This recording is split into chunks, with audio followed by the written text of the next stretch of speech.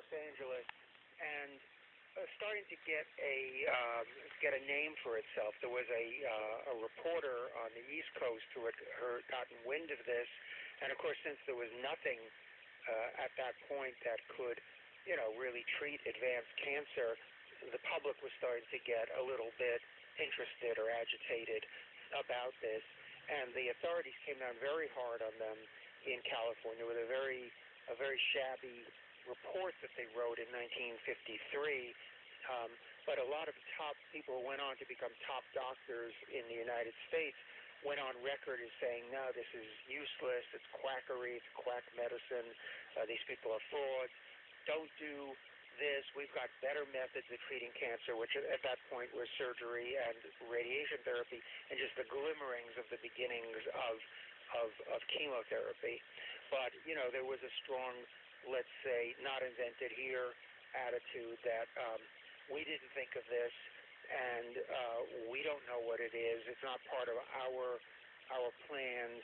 Only the most foresighted people at that time saw what an industry to become. A few did. I found a speech by Dusty Rhodes, president of SLOAN-KETTERING, in which he was addressing the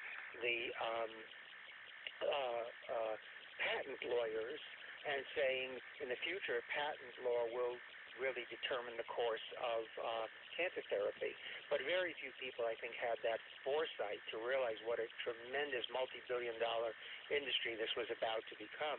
I think it was initially more about egos and prestige and position and just a desire to assert themselves as the true experts that the public would look up to and give their money to, both in terms of government money, but also in terms of private donations. Did it bother you, Ralph, a person who basically came up in the traditional medical environment, to see this happen? Well, of course. I mean, it bothered me, tremendously. It was a crisis, a personal crisis for me.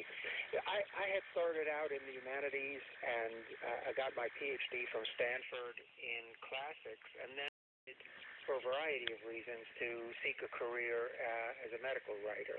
And so I was a real outsider. I mean, I sold myself to SLOAN-KETTERING on the grounds that I was an outsider and therefore could see things more the way that an average person or even an average donor might see things. In other words, the scientists had to explain things to me in simple terms because at that point I knew very little about medicine or about science, but I was fairly intelligent and able to understand things if they were explained, and I got along really well with the scientists there and started my scientific education there. Being an outsider, though, I couldn't understand, and I had no allegiance to the establishment. I hadn't been indoctrinated, leaving aside the scientific facts. I hadn't been indoctrinated into the club, as it were. So I was able, I think, to see things in some ways more clearly, not being part of their